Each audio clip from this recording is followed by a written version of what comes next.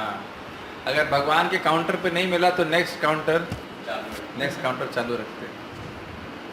और तरीका जैसे सुनते हैं बालाजी के पास वो बाल देते हैं या अपने पैसे देते हैं और उसके द्वारा वो आदमी सोचते हैं कि हम 10 लाख देते हैं हमें 10 करोड़ मिल जाएगा। इस प्रकार से लोग धन देते हैं। इस आदान प्रदान में एक बात है कि वो अपना कुछ हद तक प्रेम भगवान कृष्ण को देते हैं। वो ऑल्दो कंडीशनल प्रेम होता है लेकिन फिर भी वो प्रेम भगवान को देते हैं। भगवान उसको कहते हैं वो बड़े उदार हैं, क्योंकि वो एक बहुत अच्छी बात है कि भगवान को एक व्यक्ति के रूप में मान रहे हैं, निराकार नहीं मान रहे। ये बहुत इंपॉर्टेंट बात है। तो ठीक है, आगे जाकर भक्तों का संग प्राप्त करेंगे तो सुंदर हो जाएंगे। कीर्तन से इम्पोर्टेंट है। तुलसी आरती के बारे में बता रहे हैं, तो पढ़ लेते हैं। श्रील प्रभुपाद ने इस्कॉन के समस्त केंद्रों में तुलसी आरती को एक आवश्यक दैनिक कार्यक्रम के रूप में प्रस्तुत किया है। तुलसी देवी भगवान श्री कृष्ण की शुद्ध भक्त हैं। उन्हें पौधे के रूप में पूजने से हमें कृष्ण प्रेम प्राप्त होगा। प्रतिदिन मंगल आरती के बाद संध्या आरती के पहले तुलसी आरती की जाती है। एक इम्पोर्टेंट पॉइंट है कि जब हम भगवान की सेवा करते हैं उसमें जो सेवा अपराध होता है वो कट जाता है तुलसी महारानी की सेवा करने से। ये भी इम्पोर्टेंट पॉइंट है। और तुलसी जी की सेवा जो है वो तदिया में आती है, तदियाओं में सर्वश्रेष्ठ में आती है। चैतन्य महाप्रभु जब भी कीर्तन करते थे या कथा स्पेशली कीर्तन करते थे या जप करते थे तो तुलसी जी को सामने रख के करते थे। और प्रभुपाद जी बताते हैं कि आध्यात्मिक जीवन में अगर तुलसी जी के सामने बैठ के हम जप करते हैं तो उससे बहुत आध्यात्मिक शक्ति प्राप्त होती है और इसको मानव जीवन में खोना नहीं चाहिए। बाकी यहाँ पे तुलसी कीर्तन वगैरह है, प्रणाम मंत्र है। प्रणाम मंत्र मैं बोल देता हूँ एक बार। वृंदाय तुलसी देव्यै प्रियायै केशवस्त च कृष्ण भक्ति प्रदे देवी सत्यवत्यै नमो नमः। अनुवाद पढ़ सकते हैं। हे वृंदे, हे तुलसी देवी, हे केशव प्रिय, हे कृष्ण भक्ति प्रदायिनी देवी, हे सत्यवती, आपको सदैव प्रणाम है। तुलसी कीर्तन तो हमें नेट से मिल सकता है, हम उसको गा नहीं रहे, हम लोग पढ़ेंगे जब से। सो अनंत कृष्ण प्रभु पढ़ना शुरू कीजिए। समय मिलते ही जप करें। समय मिलते ही हमें हरे कृष्ण का जप करना चाहिए, या तो जोर से या धीमे स्वर में। अगर हो सके तो जोर से जप करना चाहिए, नहीं संभव हो तो धीमे स्वर में किया जा सकता है, पर जीभा पर महामंत्र चलते रहना चाहिए। जहाँ तक संभव हो जप सुनाई देना चाहिए, अर्थात क्रिकस राम राम। हाँ, कृष्ण राम राम। प्रभुपाद बहुत जल्दी जल्दी जप करते हैं जिससे मंत्र के शब्द स्पष्ट रूप से सुनाई नहीं देते। ऐसा बिल्कुल नहीं। फिर उसी प्रकार से जप करते हैं, ऐसा नहीं। हर एक शब्द को स्पष्ट रूप से बोलना और सुनना चाहिए, इसलिए इस बात पर ध्यान दें। जब हम किसी को बोलते हैं कि अरे भाई सेवा नहीं कर रहे हो, कभी कभी बोलते हैं अरे काम नहीं कर रहे हो, बोलना चाहिए कि सेवा नहीं कर रहे हो, लेकिन वस्तुतः हम जब बोल रहे हैं सेवा नहीं कर रहे हो, साथ क्या है, काम नहीं करते हो तुम ठीक से। किसी को बोली कि आप सर्विंग कर रहे हैं प्रसादम, अब बोलेंगे अरे भाई ठीक से नहीं कर रहे हो सेवा। करने का अर्थ है कि उस कार्य को ठीक से नहीं कर रहा। तो प्रभुपाद जी चैतन्य चरितामृत के पर्पट में बोलते हैं द टंग मस्ट वर्क। हरे कृष्णा, बहुत सिंपल सी बात लग रही है। जीव का कार्य है बोलना। जैसे कि जब हम सर्विंग करते हैं तो चम्मच से सर्विंग करना चाहिए, बहुत सिंपल सा कार्य है, लेकिन उसमें बहुत सारी गलतियां कर सकता है व्यक्ति। ऐसे ही हरे कृष्ण राम राम हरे हरे हरे, हरे कृष्ण राम राम हरे हरे हरे, और बीच बीच के हरे खा जाना। तो ये सारी चीज़ें जो हैं ये बहुत बड़ा अपराध बन जाता है और इस प्रकार से हमारी भक्ति की प्रगति में बहुत मतलब दिक्कत हो जाएगी। वस्तुतः जितना भी मैल कटना है हृदय का वो हरिनाम से कटेगा। बाकी सारी चीज़ें इसलिए है ताकि हम कन्विंस रहें हरिनाम करने के लिए। ये बात आपको भक्ति में समझ में आता जाएगा। ज़्यादा जितनी भी मैल जैसे कटता है सबसे अधिक कटता है हरे कृष्ण मंत्र के द्वारा। तो इसलिए अब हर व्यक्ति को अपने जीवन में, भक्ति के जीवन में बहुत ध्यान रखना चाहिए कि उसका जो उच्चारण है हरे कृष्ण मंत्र का वो अच्छा हो, और उसको खुद ही ध्यान देना चाहिए कि जीभ से प्रॉपरली उच्चारण हो और प्रॉपरली हम सुन सकें। अगर हम खुद से सुन रहे हैं तो फिर समझ में आ जाएगा उच्चारण क्या हो रहा है। ओके, आज का विषय बहुत इंटरेस्टिंग है। चर्चा का विषय क्या मांसाहार शास्त्र सम्मत है। ये काफ़ी इंटरेस्टिंग टॉपिक है। बहुत से लोग उससे इसमें बहुत से लोग, मतलब भक्त तो नहीं, लेकिन बहुत से लोगों का बहुत सारे मत होंगे इसके बारे में, तो लेट्स सी कितना चर्चा कर सकते हैं।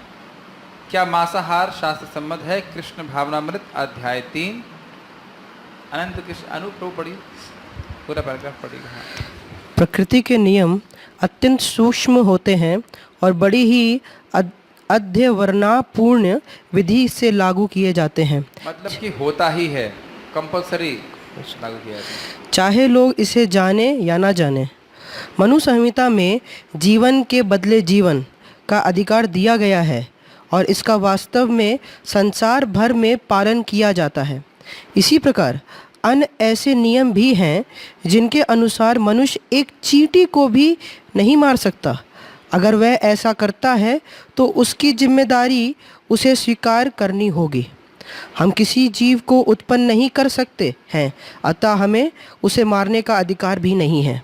अतएव जो मानव निर्मित नियम मनुष्य की हत्या तथा पशु की हत्या करने में भेदभाव बरतते हैं वे अपूर्ण हैं। यद्यपि मानव निर्मित नियमों में दोष रहते हैं, किंतु ईश्वरीय नियमों में कोई दोष नहीं रह सकते। ईश्वरीय नियमों के अनुसार किसी पशु की हत्या किसी मनुष्य की हत्या के ही समान दंडनीय है। जो लोग इनमें भेदभाव बरतते हैं वे अपने निजी नियमों को गढ़ रहे हैं। यहाँ तक कि 10 आदेशों बाइबल में भी विधान है, तुम हत्या नहीं करोगे। यह पूर्ण नियम है, किंतु उसमें भेदभाव डालकर तथा अटकलबाजी करके लोग इसे विकृत कर देते हैं। मैं मनुष्य की हत्या नहीं करूँगा, लेकिन पशु की हत्या करूँगा। इस प्रकार लोग स्वयं को धोखा देते हैं और अपने तथा अन्यों के लिए कष्ट का कारण बनते हैं, किंतु ईश्वर के नियम ऐसे आचरण के लिए क्षमा नहीं करते। अब देख सकते हैं जिनके पास ये पुस्तक है, ये इंसान एक गाय का गला काटने के लिए तैयार है, और इंसान नहीं है, उसके चेहरे पे गाय का सिर लगा हुआ है और गाय के सिर पे इंसान का सिर लगा हुआ है। देखा हुआ आपने? इसका अर्थ क्या है? समझ गए? अर्थ ये है कि आज इस जन्म में गाय को काट रहा है, अगले जन्मों में से गाय को द्वारा काटा जाएगा। लेकिन ये ध्यान देना चाहिए कि ऐसा नहीं केवल एक ही जन्म में, तो सोचे कि चलो अब एक बार काट लेते हैं तो अगले जन्म में एक उतना ही भोगना पड़ेगा। ये मैंने पहले भी समझाया था, इस जगत में हम क्या चुनाव कर रहे हैं, इसका अर्थ ये नहीं है कि उसका जो रिएक्शन आएगा वो उतना ही आएगा। चुनाव छोटा सा हो सकता है, लेकिन उसका रिएक्शन बहुत बड़ा हो सकता है। मैंने उदाहरण दिया था कि कोई चोट लग जाती है, चोट लगने में बहुत कम समय लगता है, लेकिन हील होने में बहुत अधिक समय लगता है। एक सवाल है, हाँ माइक को पूछिए। मान लीजिए इस जन्म में कोई मनुष्य जो है गाय को काटता है और गाय अगले जन्म में मानव बनती है और फिर उसको काटती है, तो ये प्रक्रिया क्या चलती रहेगी? क्योंकि काटा काट तो चल ही रहा है। आप जो बोल रहे हैं बिल्कुल सही बात है। अगर व्यक्ति किसी गाय को काटता है तो अगले जन्म में वो उसे काटेगी, और ये चलता ही रहेगा जब तक व्यक्ति ज्ञान से परिपूर्ण ना हो जाए और भक्ति ना करे। ये जो आपकी प्रश्न है ये बहुत ही संगीन है, बहुत सीरियस है। इसमें ये सवाल है कि गाय का क्या, गाय इस जन्म में गाय या गाय को कोई विवेक नहीं है, बुद्धि नहीं है, तो वो तो मनुष्य के भोग के द्वारा काटी गई और वो अगले जन्म में मनुष्य बनी, तो उसमें गाय का क्या दोष है? अब गाय का दोष नहीं है, लेकिन गाय बदला लेगी उससे। देखिए उसको ये वही वाली बात है ना कि क्या हम लोग उस पर नियम जो है जब तोड़ेंगे तो नियम को बनाने वाले सूक्ष्मता को समझते हैं। जैसे भगवान गीता में बोलते हैं गहना कर्मणो गति, कर्म की गति बड़ी मुश्किल है। कौन सी गाय कब काटेगी और कैसे भोगना पड़ेगा, क्या होगा, ये बात बहुत मुश्किल है। कौन से जन्म में भोगना पड़ेगा, बहुत मुश्किल है समझना। तो इसलिए कर्म को समझना मुश्किल है, लेकिन कर्म को भेदना आसान है।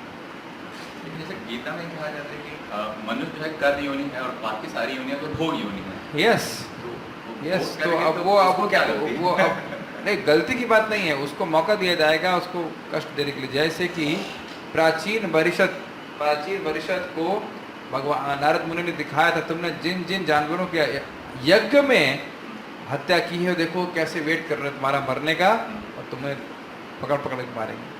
तो जब हम शास्त्र में लिखा तो वैसे स्वीकार कर लेना चाहिए, क्योंकि देखिए सिस्टम को आप समझ पाओगे ये बहुत मुश्किल होता है। आप कर्म के सिस्टम भूल छोड़ दीजिए। पासपोर्ट ऑफिस में मैं गया था, पासपोर्ट कैसे बनता है उसका सिस्टम समझने बहुत मुश्किल होता है। कैसे सबको मालूम चल जाता है, कैसे आपके टोकन आ जाते हैं, कैसे सारा कुछ हो रहा है और कैसे ऑटोमेशन हो रहा है, आपको दिख रहा है होते हुए, कैसे हो रहा है बहुत मुश्किल है समझ। हम लोग मान लीजिए थर्ड एसी में जाते हैं तो आपको उसको मालूम रहता है, पता नहीं कैसे मालूम चल जाता है कौन कहाँ पे उतरेगा, कहाँ से कंबल देने हैं, किसको पानी देना है, सब कुछ सारी व्यवस्था करके चलते हैं। तो हम लोग, मैं खाली बोल रहा हूँ कि ऑटोमेशन या सिस्टम बनाने वालों के पास हमसे बहुत अधिक बुद्धि होती है। या आज मैं जैसे मैं ये क्यों बोल रहा हूँ, क्योंकि ये बात नियम के बारे में बोल रहा हूँ। आज मैं एक ऑब्जर्व कर रहा था, एक ट्रेन थी जिसमें मेट्रो थी, बस 2 मिनट के बाद दूसरी ट्रेन आ गई उसी ट्रैक पे, मतलब 2 मिनट के गैप पे एक ट्रेन के पीछे दूसरी ट्रेन चल रही है। तो कौन इतना व्यवस्था करे चल रहा है, क्या सब व्यवस्था हो रही, कैसे क्या हो रहा है, हमें तो पता ही नहीं चलता। तो इसलिए यहाँ बस बात हमको ये समझ में आनी चाहिए कि प्रकृति के नियमों को व्यक्ति काट नहीं सकता है। जो व्यक्ति आज मांस खा रहा है उसको नरक भोगना पड़ेगा, और उसके बाद उसको पशु बनेगा और वो कटेगा बहुत सारे।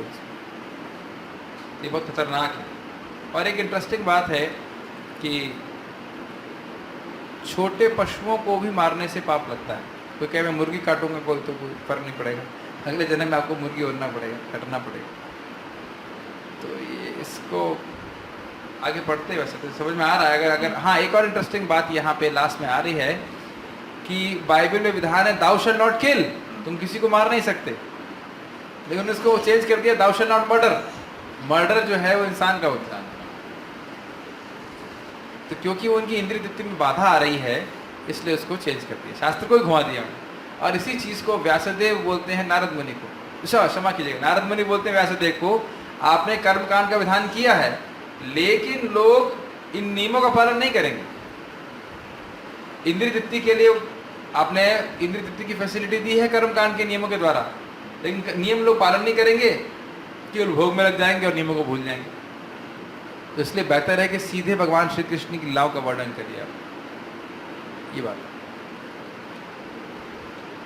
तो यहाँ पे समझ में आ रहा है आप लोगों को कि जो व्यक्ति अगर जिम्मेदारी का जीवन नहीं जीता है मानव जीवन में, जो हमने पहला चैप्टर में ओपन किया था, सुविधाओं के संग दायित्व अपेक्षित होता है, तो फिर व्यक्ति को उसका भुगतान करना पड़ेगा। ओके, आगे आप पढ़ सकते हैं। हर कोई ईश्वर का प्राणी है, यद्यपि उसका शरीर या वस्त्र भिन्न भिन्न है। ईश्वर उनके परम पिता माने जाते हैं। पिता के अनेक पुत्र हो सकते हैं, जिनमें कुछ बुद्धिमान हो सकते हैं और कुछ नहीं। लेकिन यदि बुद्धिमान पुत्र पिता से कहे, मेरा भाई अधिक बुद्धिमान नहीं है, अतः मुझे उसे मार डालने दे, तो क्या पिता राजी हो जाएगा? केवल इसलिए कि एक पुत्र अधिक बुद्धिमान नहीं है और दूसरा उसके भार से बचने के लिए उसे मार डालना चाहता है, तो पिता इसके लिए कभी राजी नहीं होंगे। इसी प्रकार यदि ईश्वर परम पिता है तो भला वह पशुओं का वध करने के लिए स्वीकृति क्यों देने लगे, क्योंकि वे भी तो उन्हीं की संतानें हैं। भगवत गीता में भगवान कृष्ण अर्जुन से घोषित करते हैं कि सारी की सारी 84 लाख योनियाँ उनकी संतानें हैं, और वे कहते हैं कि मैं उनका बीज प्रदान करने वाला पिता हूँ।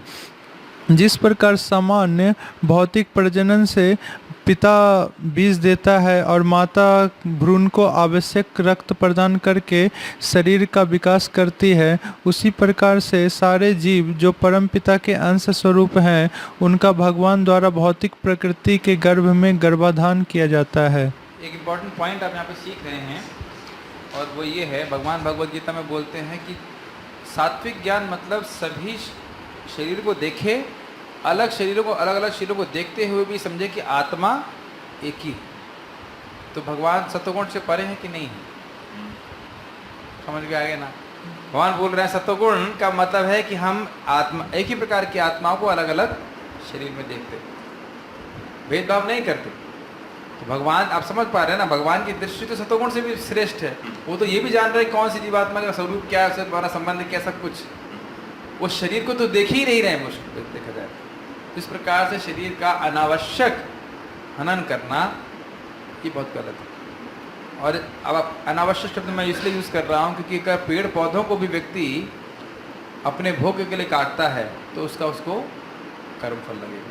हाँ, एक बात सत्य है कि एक पर्टिकुलर जीवात्मा एक पर्टिकुलर शरीर में रहती है और उसकी चेतना कम होने के कारण उस शरीर की वैल्यू थोड़ी कम होती है। ये भी भागवत में बताया गया है। पेड़ों से श्रेष्ठ चलने वाले जीव हैं, उससे श्रेष्ठ ऐसे जीव है, लास्ट में करके ब्राह्मण आता है। इसलिए ब्रह्म हत्या को सबसे बड़ा पाप बोला गया है, क्योंकि सबसे ज़्यादा इवॉल्व कॉन्शियसनेस वाली जीवात्मा को वो शरीर प्रदत्त होता है। भले उसके 2 हाथ और 2 पाँव ऐसे करके सेम हैं, लेकिन उसकी चेतना बहुत इवॉल्व रहती है, तो इसलिए अधिक पाप लगता है। लेकिन पाप सभी में होता है, और इसीलिए भगवान बोलते हैं भुंजते तित्वघम पापा ये पचन्त्यात्म कारणात्। कोई वेजिटेरियन आइटम भी खा रहा है और अगर भगवान को अर्पित नहीं करता है तो वो भी पाप खा रहा है। फिर मांस खाने वालों का तो क्या नहीं। एक जगह एक भक्त बता रहे थे, महाराज जी बता रहे थे कि इंडोनेशिया में ना कहीं पे एक बस में कहीं बाहर लिखा हुआ था, पेड़ पौधों पे इतना अत्याचार मत करो, आलूओं को मत मारो, मांस खाओ। ऐसे मूर्ख लोग हैं, उसको क्या, उनको मुर्गे की दर्द नहीं समझ में आ रहा, और आलू काटने को या आलू को छीलने में सोचते हैं कि बहुत बड़ी हिंसा है। तो आप देख सकते, इसे कहते हैं तमोगुण। पूरा जो ज्ञान है वो बिल्कुल रिवर्स हो गया। ठीक है। प्रश्न 1, भगवान द्वारा निर्मित मानव निर्मित नियमों से कैसे भिन्न है? पहली बात यह है कि भगवान का नियम जो है वो बराबर चलता है, कोई भेदभाव नहीं करता, कोई जुगाड़ नहीं लगा सकते। मानव समाज में तो हम तोड़ मोड़ देते हैं, ये पसंद नहीं आ रहा, अभी 50 साल पहले ये नियम अच्छा था, अब नहीं चलता, अभी आज के लिए कंटेक्स्ट में अच्छा नहीं है तो हटाओ उसको। बट प्रकृति के नियम या मनु संहिता में जो नियम बताए गए हैं उसको व्यक्ति माने या ना माने वो अप्लाई होते हैं। ये एक इंटरेस्टिंग पॉइंट है। आजकल के लोग, कुछ लोग मनु संहिता को कहते हैं कि हम उसको प्रमाणिक नहीं मानते। वो मानो या ना मानो, मृत्यु के समय में जजमेंट दे दिया जाएगा और तुम्हें भोगना पड़ेगा, और हमारी चॉइस के ऊपर डिपेंड नहीं करता। किसी की हत्या करने पर मिलने वाले दंड के संदर्भ से समझाएं। मतलब यहाँ पे कोई व्यक्ति हत्या करता है तो उसको फांसी नहीं दी जाती है या छोड़ दिया जाता है, लेकिन जो वैसे वध करता है किसी का तो उसको फिर आगे दंड दिया जाएगा। ओके।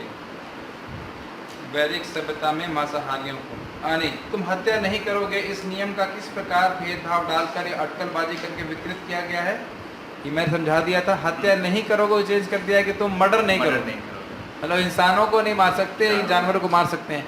और ये अद्भुत बात है यार, ये वीडियो रिकॉर्डेड है, उसमें आप यूट्यूब पे भी देख सकते हैं। प्रभुपाद जी एक पादरी को समझा रहे हैं और उसको ये समझ में नहीं आ रहा है कि जहाँ जानवर में या गाय में भी आत्मा होती है।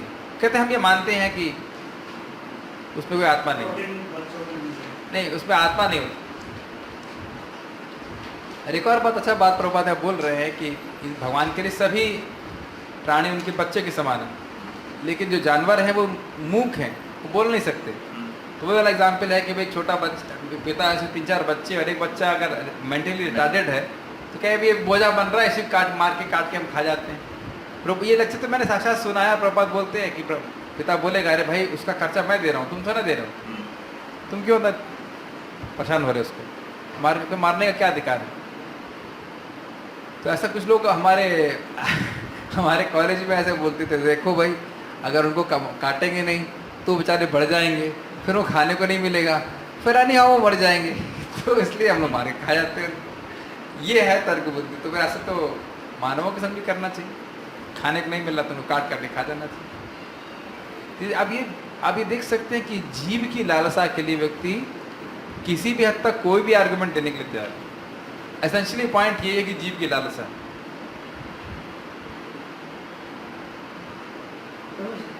जैसे हम लोग व्रज में देखते हैं कि अगर किसी भक्त को प्रसाद नहीं मिलता है और समोसा बना है तो बोलता है ब्रज में सब कुछ प्रसादम है। अभी कौन से शास्त्र में है नहीं पता, लेकिन उसको हम जस्टिफाई कर देते। मैंने सुना वहाँ पे पिछली बरसाना में तो एवरीथिंग इज, हाँ तब जो भी है, लेकिन प्रभुपाद इसको अनुमोदित नहीं किए। जब प्रभुपाद यहाँ पे देखा भक्तों को जाके जलेबी एक बार खाते हुए तो उसका अनुमोदन नहीं किया गया। सब कुछ प्रसादम नहीं, प्रसादम वही है जो भक्तों के द्वारा बनाया जाए और भक्तों के द्वारा अर्पित किया जाए। राधा गोविंद महाराज जी इस बात का समर्थन कर रहे थे कि भक्तों को होटल में ब्रज में भी रह के होटल में या इधर कहीं नहीं जाना चाहिए। तो आप क्या, चलिए वो तो उतना नुकसानदायक नहीं है, लेकिन आप ये देख रहे हैं कि जीव की लालसा सबसे बड़ी बात है, बहुत खतरनाक है। जितना हम सोचते हैं जीव को कंट्रोल करना उससे कहीं अधिक है। सबसे अच्छा है व्यक्ति प्रसाद खा के संतुष्ट हो जाए, तो फिर इन सब चीज़ों से उसकी मुक्ति हो जाएगी। ओके, दशरथी प्रभु पढ़िए। वैदिक सभ्यता में मांसाहारियों की वैदिक सभ्यता में मांसाहारियों को देवी काली या अन्य देवताओं के लिए पशु वध करने की सलाह दी हाँ, गई है। तो अब आप ये देख सकते हैं कि टॉपिक इसलिए ओपन किया जा रहा है क्योंकि कुछ लोग कहेंगे अरे भाई हिंदुओं में, और ये बात काजी ने चैतन्य महाप्रभु को पूछी कि वेदों में तो लिखा गया है गायों को मारने के लिए, हम लोग गाय मार रहे थे, क्या दिक्कत? यह सलाह पशुओं के व्यर्थ पीड़ा पहुंचाने के लिए नहीं दी गई है, जैसा कि कसाई घरों में होता है।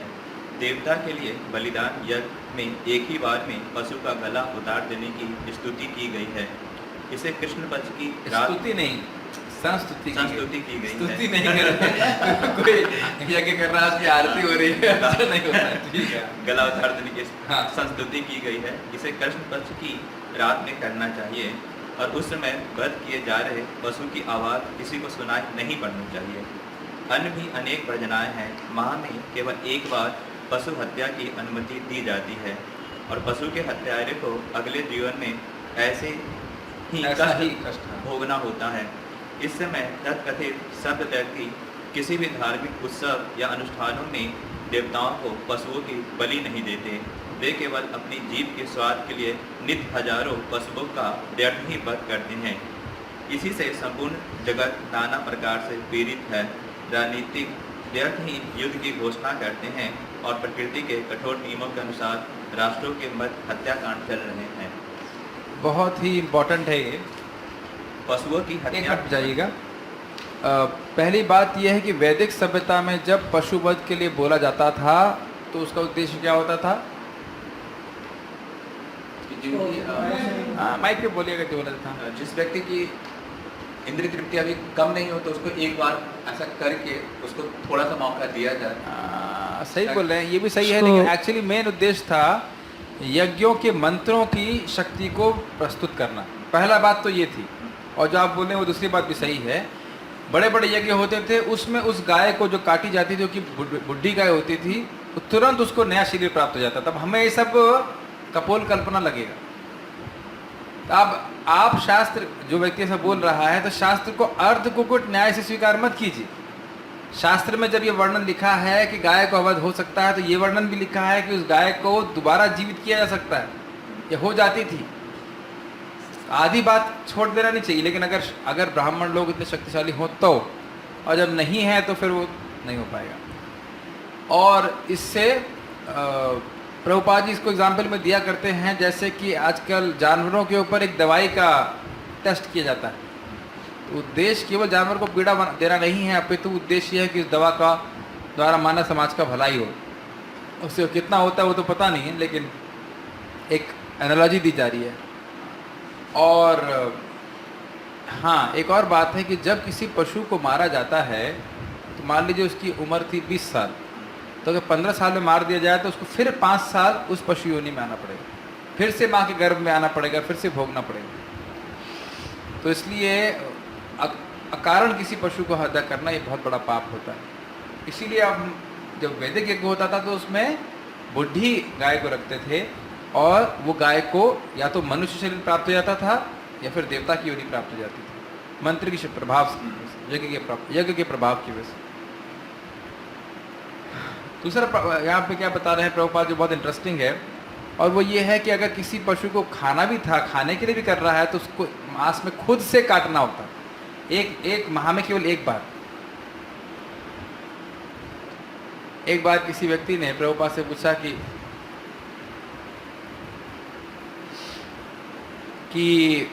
किसी व्यक्ति को पत्नी का संग कितने बार करना चाहिए? तो कहते हैं महीने में एक बार और संतान उत्पत्ति के लिए। तो उसने बोला इससे बेहतर है कि हम नहीं करें। तो कहते हैं तुम समझ गए कि उद्देश्य क्या है।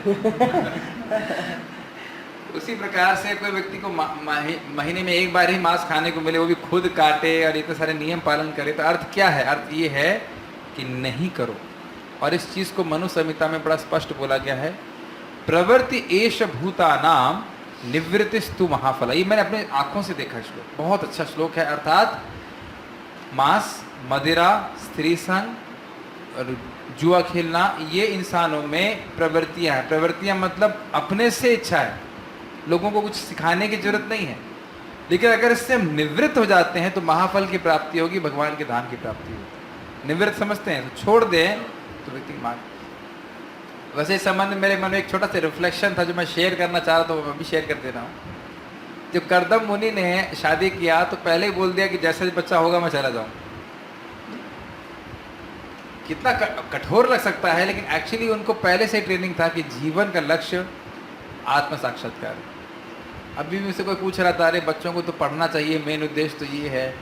आप सारे जब मेन उद्देश्य एक तरफ रखिए और दूसरी तरफ मृत्यु को रख दीजिए, फिर समझ में आएगा कि इस तरफ भक्ति को रखना कितना इंपॉर्टेंट है। मैं रिपीट कर रहा हूँ, तराजू लीजिए और एक तरफ बोलिए ये कार्य बहुत महत्वपूर्ण है, वो कार्य बहुत महत्वपूर्ण है, ये उद्देश्य है, वो उद्देश्य है, और दूसरी तरफ मृत्यु को रख दीजिए। फिर समझ में आएगा कि ये सारे उद्देश्य जीरो उद्देश्य है, कोई मतलब नहीं है। और इधर आप रख दीजिए हरे कृष्ण मंत्र या भक्ति, तब मृत्यु ऊपर खिंच जाती तुरंत। क्योंकि जैसे भगवान के बारे में नाम उच्चारण करते हैं, भगवान की कथा सुनते हैं, भगवान की भक्ति करते हैं, तुरंत मृत्यु से मुक्त हो जाते हैं। तो मृत्यु से छूटना ये सबसे बड़ी नीड है, सबसे बड़ी आवश्यकता है। उसके लिए जो भी करना हो हमें करने के लिए तैयार रहना चाहिए। लेकिन प्राय लोग उसके बारे में सोचते नहीं। क्यों नहीं सोचते हैं? क्योंकि कभी इसके बारे में सुनते नहीं। और ऐसे ही समाज में रहते हैं जो कभी इनके बारे में सोचता नहीं है, सुनता नहीं है। ठीक है, तो आप ये देख सकते हैं कि ऐसे व्यक्ति को आगे जाके बहुत कष्ट भोगना पड़ेगा। एक ये भी इंटरेस्टिंग है कि आज जो व्यक्ति थोड़ा भोग कर रहा है उसको आगे बहुत बड़ा रोग होने वाला है, बहुत कष्ट होने वाला है। और मानव जीवन में आज थोड़ी सी तपस्या कर रहा है, आगे जाके उसको बहुत बड़ा लाभ होने वाला है। आज मैं मेट्रो में बैठा था, बगल में एक व्यक्ति ने व्हाट्सएप खोला हुआ था, उस पर बहुत अच्छा एक मैसेज आया। ऐसे आँख चली गई तो मैंने पढ़ लिया, every deed is a seed, every deed is a seed. हर कार्य एक बीज के समान। बहुत सुंदर बात, बहुत ही जबरदस्त बात। हम जो भी कार्य कर रहे हैं उससे इच्छाओं के बीज पड़ रहे हैं, संस्कार बन रहा है। जब हम मंगल आरती करेंगे, हम जप करते रहेंगे, अच्छे से जप करते रहेंगे तो और अच्छे जप करने की इच्छाएं आएंगी और भक्ति करने की इच्छा आएगी। कोई पाप कर रहा है, आज गलती से कोई पाप भी हो गया, गलत संग के कारण भी हो गया, संस्कार बनेगा, फिर से वो पाप करने की इच्छा हो जाएगी। Every deed is a seed, every deed is a seed. जब हम पहली बार हरे कृष्ण मंत्र करना चालू करते हैं, एक माला देखिए, फिर कैसे आगे बढ़ते चले जाते हैं। लेकिन जबरदस्त है, मैं उसको फिर से रिपीट करूंगा, every deed is a seed. वो बंदा कितना समझ पाया मुझे तो समझ में नहीं आता, लोग इसके महत्व को नहीं समझ पाते, लेकिन मैं बिल्कुल रिलेट कर पा रहा था। हर कार्य का संस्कार होता है।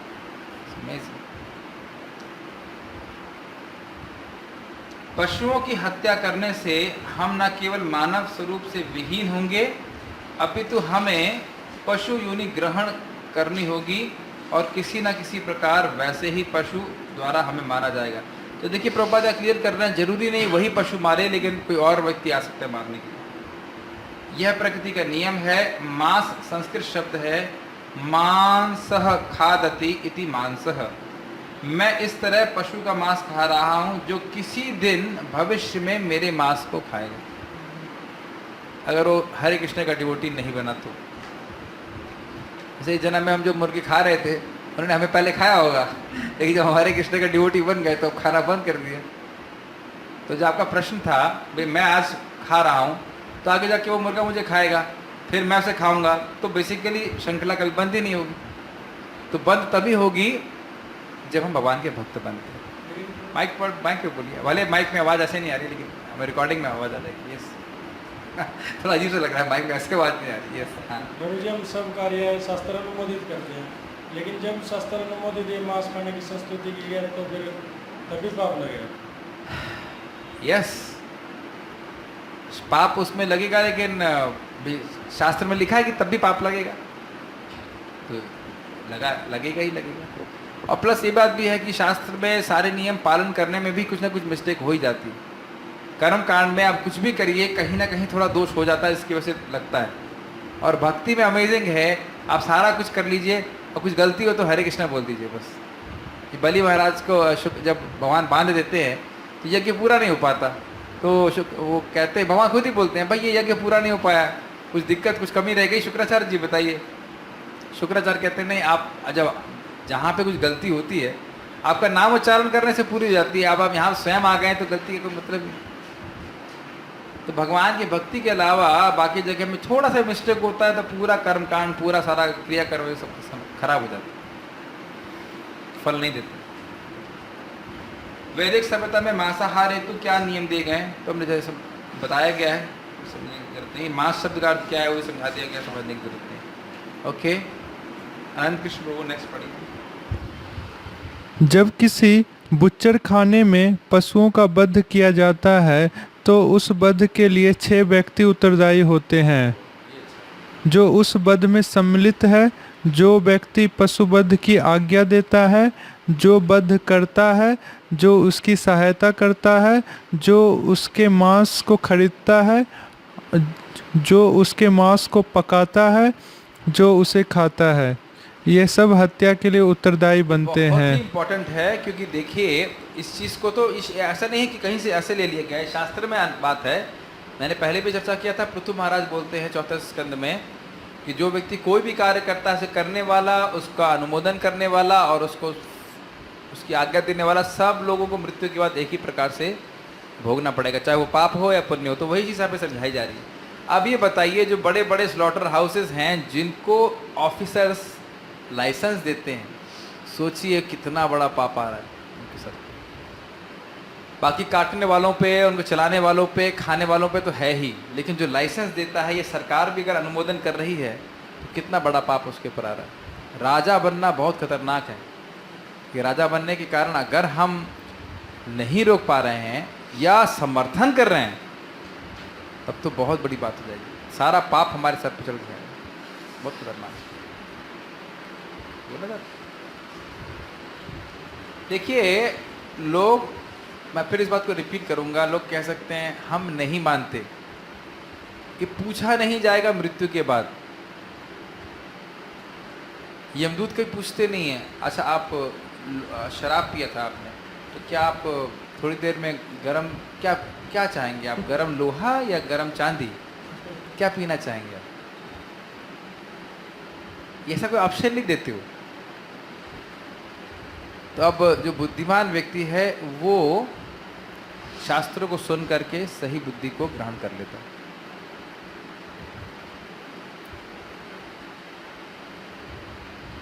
और एक आप देखेंगे हमारा मन और इंद्रियां क्या बोलती हैं, अरे कुछ नहीं होता, कुछ नहीं होता, कुछ नहीं सर्व कुछ नहीं, सब यही है। मन के छलावे से बचना चाहिए। मन की हमेशा ये प्रेरणा रहती है, कुछ नहीं होता, कुछ नहीं होता, कुछ नहीं होता, कर अपना भोग करते रहो, कुछ नहीं होता, कुछ नहीं होता। आप स्वर्ग नरक की बात छोड़ दीजिए, जब व्यक्ति को ये बोलो कि तुम शराब पियोगे तुम्हारा लीवर खराब हो जाएगा, तब भी उसका मन क्या बोलता है, अरे कुछ नहीं होता, कुछ नहीं होता, कुछ नहीं। स्वर्ग नरक की बात छोड़ दीजिए, आंखों से देख रहा है कि लीवर खराब हो जाता है, मरते हैं लोग, फिर मन बोलता है नहीं कुछ नहीं होता, कुछ नहीं होता। तुम्हारे से कुछ नहीं हुआ, आज तक हुआ कुछ, अभी तक नहीं हुआ ना, पीते रहो। इसके ऊपर हमारे मुकुंद दत्त प्रभु भी अभी क्लास दिए, बात बहुत सिंपल सेंटेंस था लेकिन बहुत हिटिंग था। One should tame this unruly mind. अपने मन को हमें कंट्रोल में लाना पड़ेगा। और एग्जाम्पल दे रहे थे राधे श्याम प्रभु, जब आप किसी शेर को कंट्रोल करना चाहते हो तो खाना नहीं देते उसको पहले, और खाना नहीं देंगे तो बहुत जोर से पिंजरे में मारता है, वो अपना सर मारेगा, ये वो करेगा, फिर थोड़ा सा खाना देंगे और फिर वो खाना नहीं देंगे, फिर भार भार मारेगा, फिर वो समझ जाता है कि जब उसको कुछ एक सोटी मारी जाती है और वो मानता है बात, तब उसे खाना दिया जाता है। तो भक्ति में भी ऐसे ही हमको अपने इंद्रियों को संयम करना चाहिए। मानव जीवन में इन जनरल हमें इंद्रिय तृप्ति थोड़ा दे सकते थे, इंद्रिय तृप्ति में अच्छा साथ खा लिया, कुछ और थोड़े बहुत हल्के फुल्के इंद्रिय तृप्ति दे सकते हैं, लेकिन अगर हम वैसे देने लगेंगे जैसा हमारा माइंड डिमांड कर रहा है तो फिर कभी कंट्रोल में नहीं आ सकते।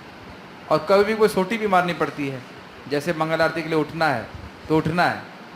किसी एक दिन ऐसा बोला आपका मन कि आज उठना है?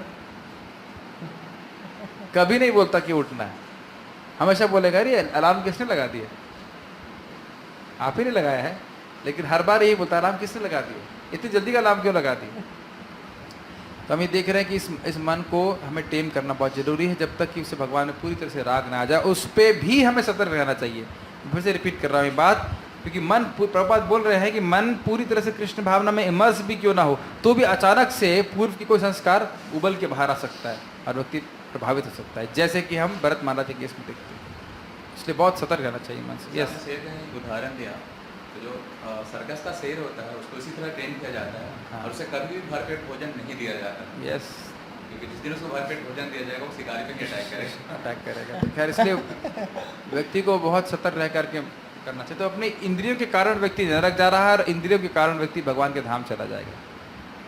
आगे पढ़िए। आध्यात्मिक जीवन में, आध्यात्मिक जीवन में मूल बात यह नहीं है कि शाकाहारी होना, अपितु वह है कि उच्चतर ज्ञान को समझना। जब मनुष्य उच्च ज्ञान को प्राप्त कर लेता है तो वह स्वतः शाकाहारी बन जाता है। पंडिता समदर्शिना, जो अत्यंत विद्वान पंडित हैं वह विद्वान ब्राह्मण, हाथी, कुत्ते तथा गायों में कोई अंतर नहीं देखता, वह समदर्शी हो जाता है। उसकी दृष्टि उन सबको संभाव से देखने का सामर्थ्य देती है। यह कैसे होता है? वह शरीर को नहीं देखता, अपितु आत्मा या आध्यात्मिक स्फुल्लिंग ब्रह्म को देखता है। वह सोचता है यह कुत्ता है, लेकिन यह भी एक जीव है, यद्यपि अपने पूर्व कर्म के कारण वह कुत्ता बन गया है। और यह विद्वान मनुष्य भी एक जीवित स्फुल्लिंग है, लेकिन उसे अपने पूर्व कर्म के अनुसार उत्तम जन्म मिला है। जब कोई इस अवस्था को प्राप्त होता है तो वह शरीर को नहीं अपितु आध्यात्मिक स्फुल्लिंग को देखता है और विभिन्न जीवों में अंतर नहीं देखता। जब हम लोग बड़े चिंतित होते हैं कि हमारे बच्चे को विद्या अर्जन करनी चाहिए और बड़े बड़े स्कूलों में भी भेजते हैं, तो ज़रा ये पूछिए कि क्या वहाँ के टीचरों को ये विद्या आती है, सच्चा दर्शन की विद्या। मैं बहुत डीपली इस पे रिफ्लेक्ट कर रहा था। एक व्यक्ति बोल रहे थे अभी तो ये विद्यार्थी है, मैंने पढ़ना चाहिए। विद्या का अर्थ क्या है, विद्या का प्रयोजन क्या है? ये प्रयोजन है जो प्रभुपाद ने यहाँ पे बता रहे हैं भगवत गीता से कोट करते हुए, विद्या विनय संपन्ने ब्राह्मणे गविहस्तिने। विद्या से विनय क्यों आता है? क्योंकि जब विद्या हृदय में अवतरित होती है, डिसेंड करती है, तब व्यक्ति समझ पाता है कि मैं किसी भी व्यक्ति से अधिक श्रेष्ठ नहीं हूँ। मैं भगवान का अंश हूँ और बाकी सभी जीवात्माएं भगवान के अंश हैं, लेकिन वो अलग अलग शरीरों में हैं अपने पूर्व कर्म के अनुसार। आप लोग हंसेंगे, लेकिन शायद हंसे या ना हंसे पता नहीं, लेकिन मैं आज दिल्ली में एक कुत्ते को देख रहा था और कुत्ता से सफ़ेद रंग का कुत्ता, अभी भी शक्ल याद है मेरे को, और ऐसे इधर से उधर देख रहा था और मैंने एकदम से ऐसा लगा कि कोई इंसान नहीं कहना चाहिए, इंसान बोलने लग गया हूँ मैं, कि कोई जीवात्मा है और वो कुत्ते के शरीर में है, वो ऐसे करके देख रही है।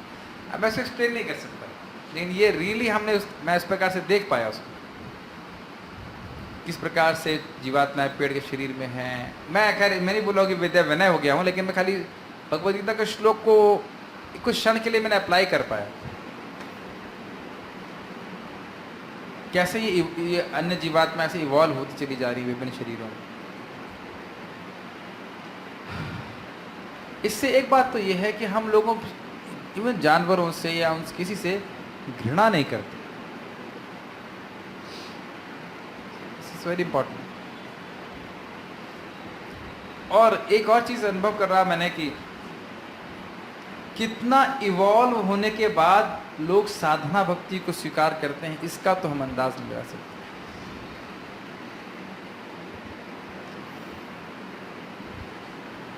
चेतना के कितने रिफाइनमेंट के बाद व्यक्ति कृष्ण को स्वीकार कर पा रहा है, ये हम समझ नहीं सकते। जैसे कि कोई खाने की वस्तु प्रोसेस होकर के हमारी टेबल पे आती है, तो हमको ये नहीं पता चलता है कि वो कितने स्टेजेस से होके आई है। तो गेहूँ था, उसके बाद वो पिसा, उसका जो भी छिलका निकाला गया, बहुत सारी चीज़ की गई। आपको वो पका हुआ वस्तु दिख रही है। आज जो व्यक्ति हरे कृष्ण बोल रहा है, जब कर रहा है, ये मैं कर रहा हूँ, तो मैंने कितना उसका प्राइस पे कर चुका हूँ। प्राइस मतलब समझ रहे ना, यज्ञ तपस्या कर चुका हूँ पिछले जन्मों में, वो हम सोच नहीं सकते। तो इसलिए अपने जीवन में इस हरे कृष्ण मंत्र को सबसे अधिक प्राथमिकता देनी चाहिए। जब जीवन की बात कर रहा हूँ, मेरा कहने का अर्थ है हर दिन में। इससे अधिक कोई हमारे लिए मूल्यवान वस्तु होनी नहीं चाहिए। और जब हमारे कृष्ण मंत्र करते रहेंगे तो ये जो भगवत गीता का सिद्धांत है, ये अपने जीवन में एक्टिव होते हुए आप देखोगे। आपने फ़ोन के प्लान्स महसूस किए होंगे, जियो में होता है आपका प्लान, आप कर देते हैं, कुछ समय के बाद एक्टिव होता है वो। उसी प्रकार से भगवत गीता का श्लोक आप आज पढ़ रहे हो, बाद में लगेगा अरे कई सालों के बाद होगा, हाँ होगा, विद्या विनय संपन्न होगा, ऐसे कर। अगर हम नाम जप करते रहेंगे तो धीरे धीरे करके हम वो ज्ञान उदित होने लगेगा हमारे जीवन में।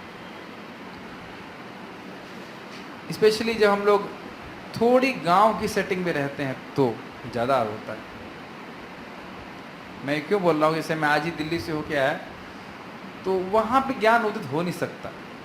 इतना भाग भाग भाग भाग, सोचने का मौका ही नहीं लोगों के पास।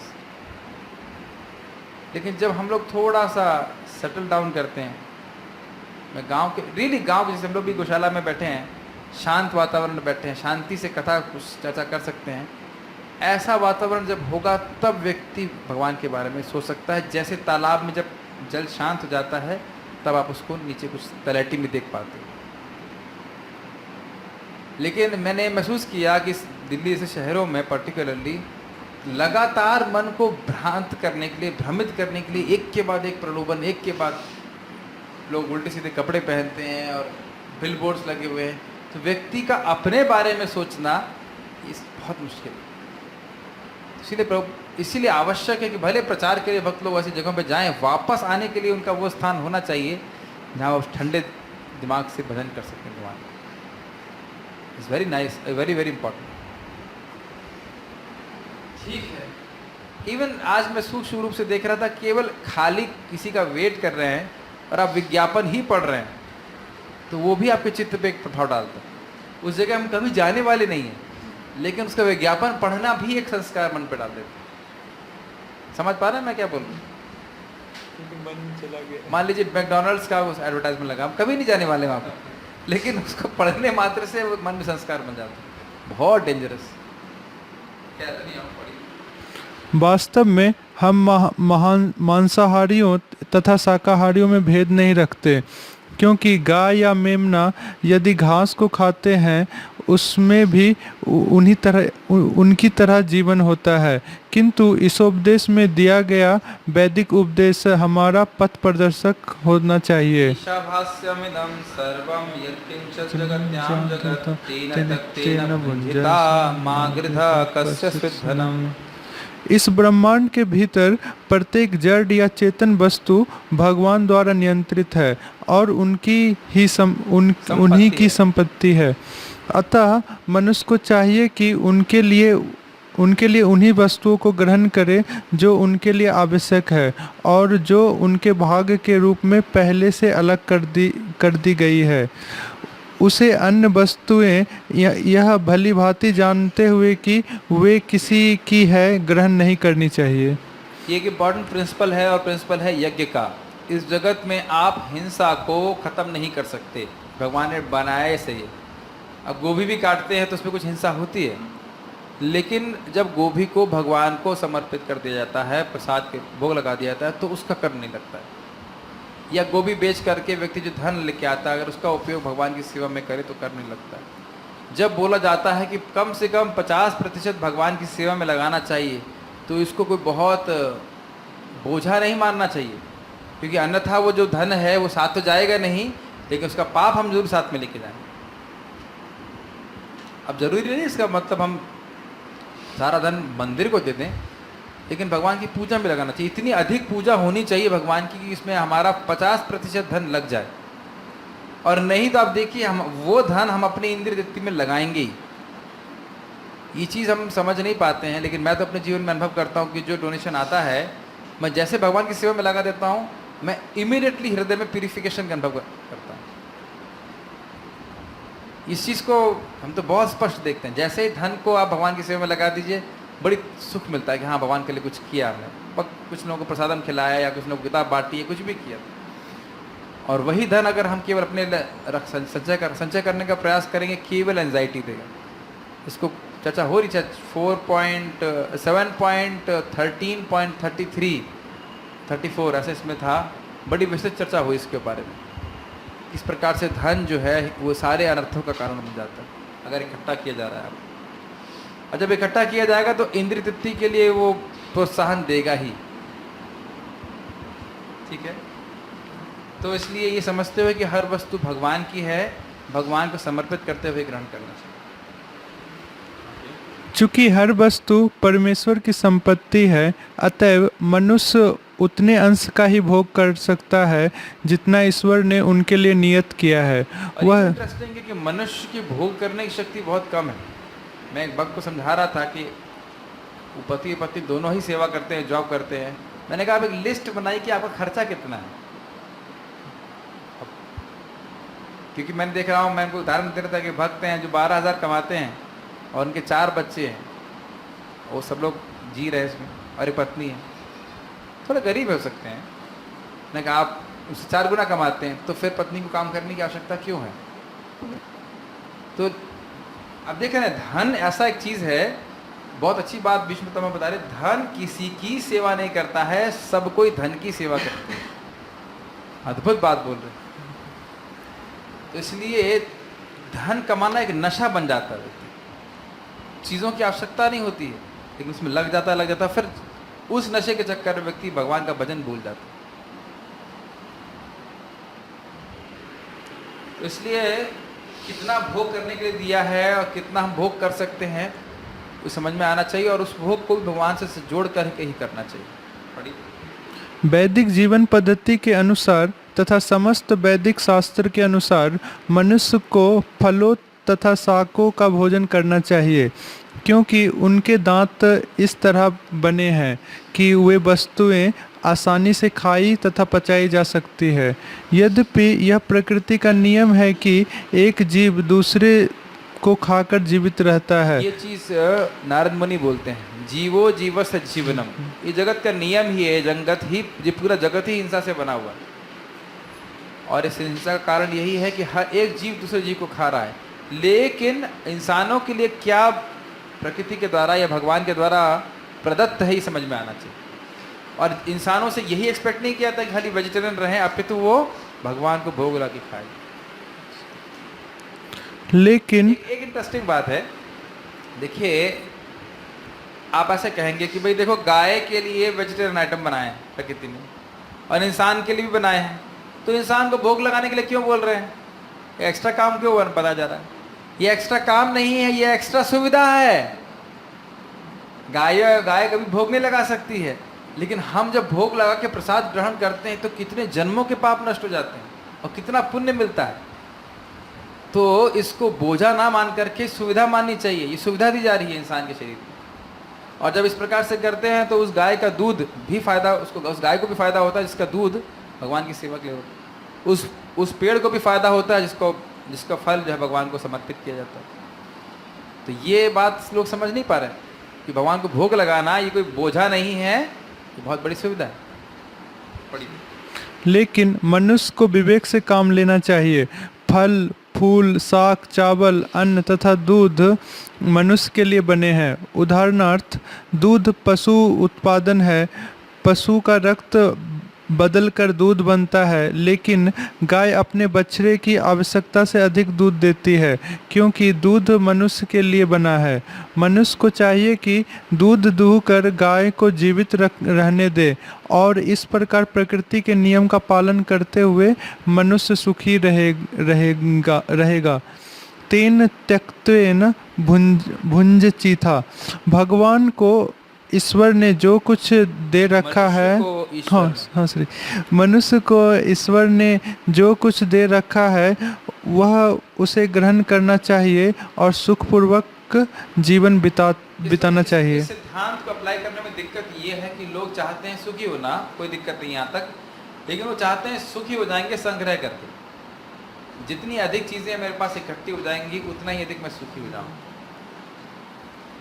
ये बहुत बड़ा इल्यूजन है। वस्तुतः सुख मिलता है संतुष्टि से, और सुख मिलता है भगवान का भजन करके। भगवान का भजन करता है तो व्यक्ति अपने आप ही संतुष्ट हो जाता है, लेकिन बहुत सारी दुख देने वाली चीज़ों से भी वो दूर हो जाता है। ये काफ़ी इंटरेस्टिंग चीज़ है जो हमें यहाँ पे सीखना चाहिए कि सुख हमें कहाँ से मिलेगा।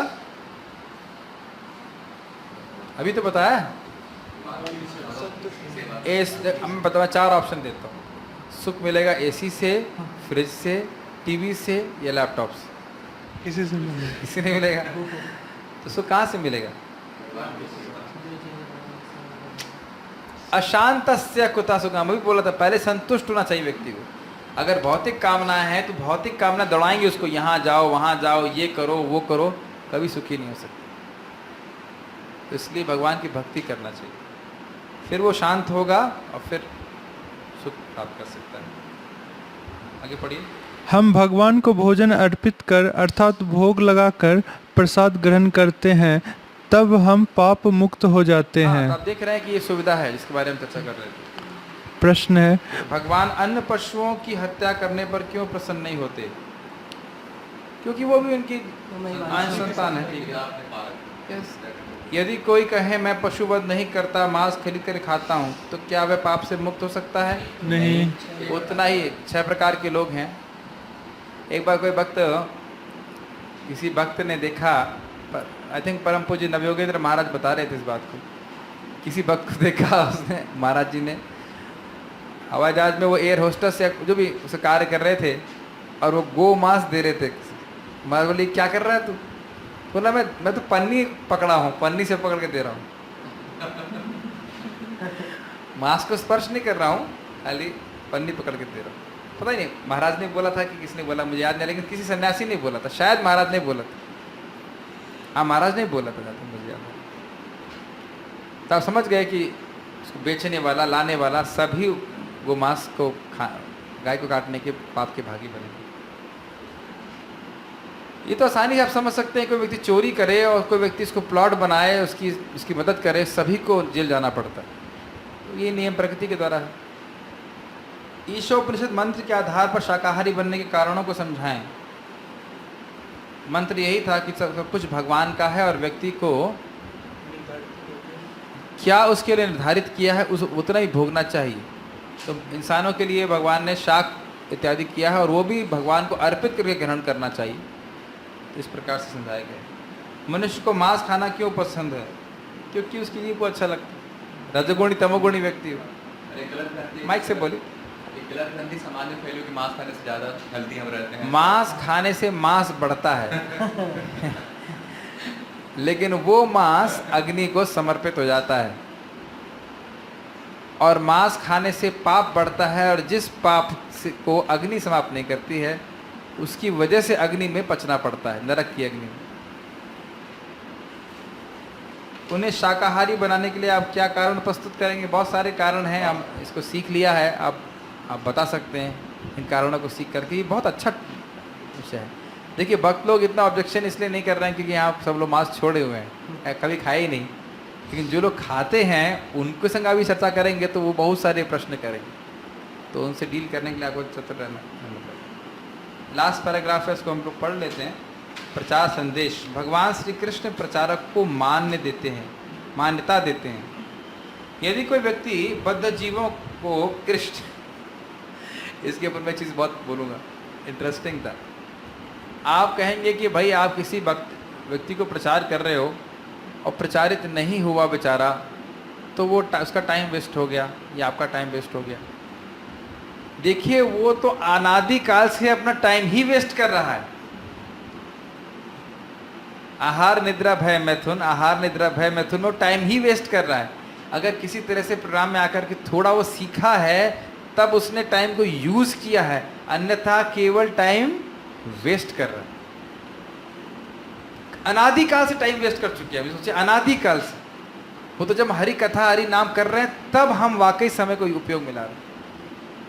तो इसलिए हमारा समय का सबसे अच्छा उपयोग है कि किसी को भक्ति देने का प्रयास करें। वो लेगा नहीं लेगा उसे मतलब नहीं।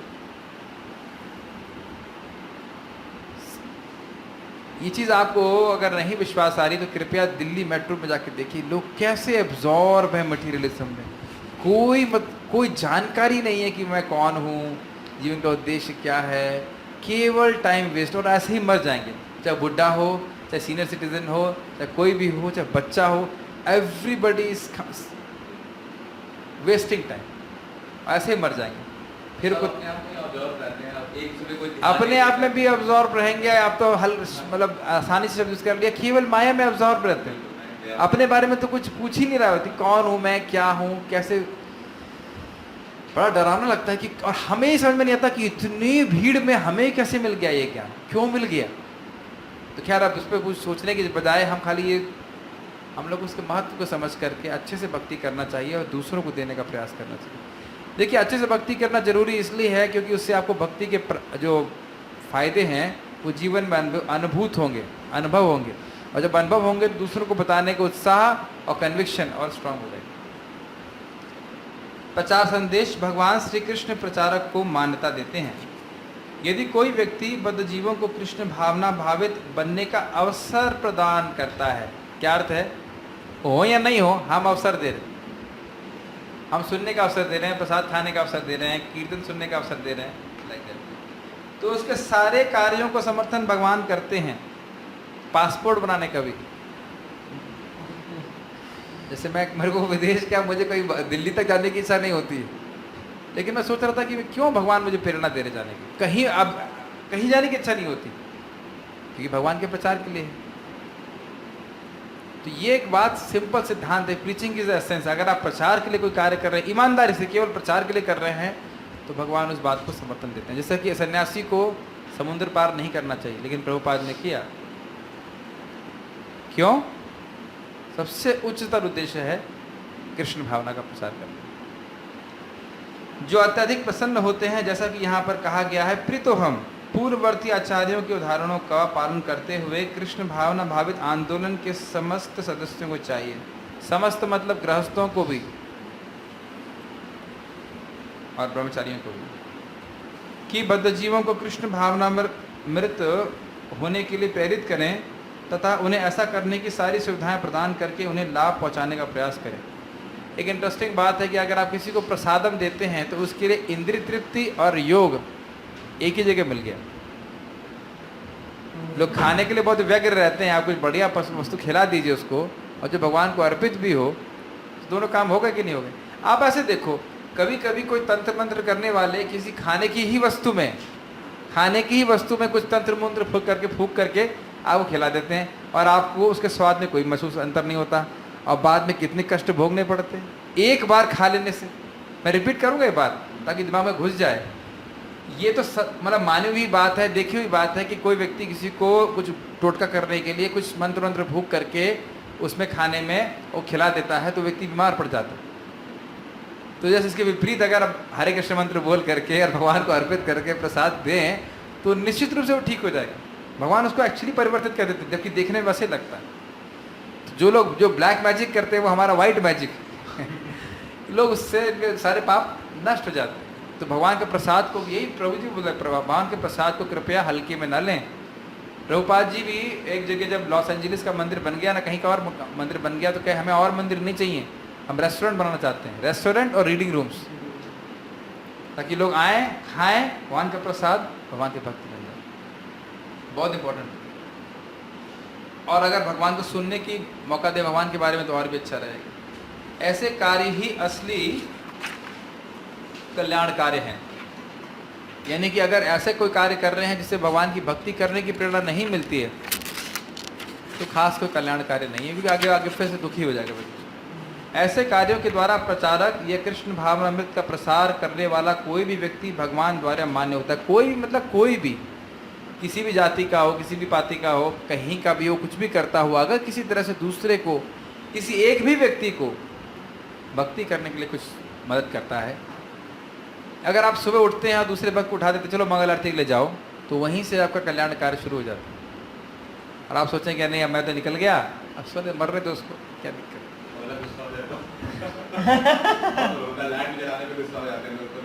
नहीं, गुस्सा हो जाते हो, लेकिन वो गुस्से को सहन कर लेना चाहिए और लोग उठाना चाहिए। फिर भी प्रयास करना, फिर भी प्रयास करना। नहीं, फिर भी प्रयास करना चाहिए। हमेशा भावना रहनी चाहिए कि दूसरों को हम लोग हेल्प करें भक्ति करने की।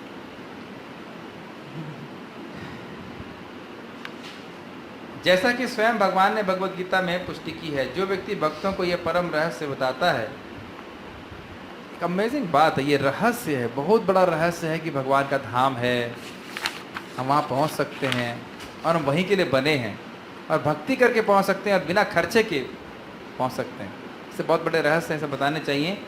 वह शुद्ध भक्ति को निश्चय ही प्राप्त करेगा और अंत में वह मेरे पास आएगा। ये कितना इंटरेस्टिंग है कि हम सब लोगों के लिए प्रचार एक साधन है, वैसे साध्य भी है लेकिन साधन है। हृदय को शुद्ध करना चाहते हैं तो लोगों की मदद करना चाहिए और लोगों की मदद के चक्कर में हमारे भला सबसे अधिक हो जाएगा। इस संसार में उसकी अपेक्षा कोई अन्य सेवक ना तो मुझे अधिक प्रिय है और ना कभी होगा। बहुत अच्छा है अगर भगवान के प्रिय हो जाएं, भगवान कितनी सुविधा देंगे। आज महाराज का लेक्चर सुन रहा था, परम पूज्य राधा गोविंद महाराज बता रहे थे कि देखिए सरकार तो सभी को सुविधा देती है लेकिन अपने चेलों को, अपने सेवकों को कितनी अधिक सुविधा देती है। IAS ऑफिसर कितने स्वीकार रहे हैं, सब बहुत बड़ी सुविधा देती है क्योंकि वो गुह्य कार्य कर रहे होते हैं। ऐसे ही भगवान के प्रचारकों को, भक्तों को भगवान कितनी व्यवस्था करके देते हैं क्योंकि बहुत गुह्य कार्य कर रहे हैं। श्रील प्रभुपाद इस संबंध में बोलते थे कि एक पॉलिटिशियन भी अपने चेलों को कितनी व्यवस्था करके देता है। जो चुनाव आता है, अब गाड़ी लो, ये लो, जो चाहो तुम वो लो, बस प्रचार करो। बोले इसी प्रभुपाद जी का कोटेशन है, यहाँ पढ़ा गया था मंदिर। उसी प्रकार से जब तक आप प्रचार करते रहेंगे भगवान सारी सुविधा देंगे। और हम देख रहे हैं इस्कॉन में भगवान की कृपा से कभी खाने पीने रहने की व्यवस्था में कोई कमी नहीं आती क्योंकि प्रचार हो रहा है, जीवात्मा का उद्धार हो रहा है। तो जो भी आवश्यक है भगवान वो सब हमें देते हैं। कोई प्रश्न है किसी का तो हम ले सकते हैं। नहीं, स्टॉप हियर। श्रील प्रभुपाद की जय।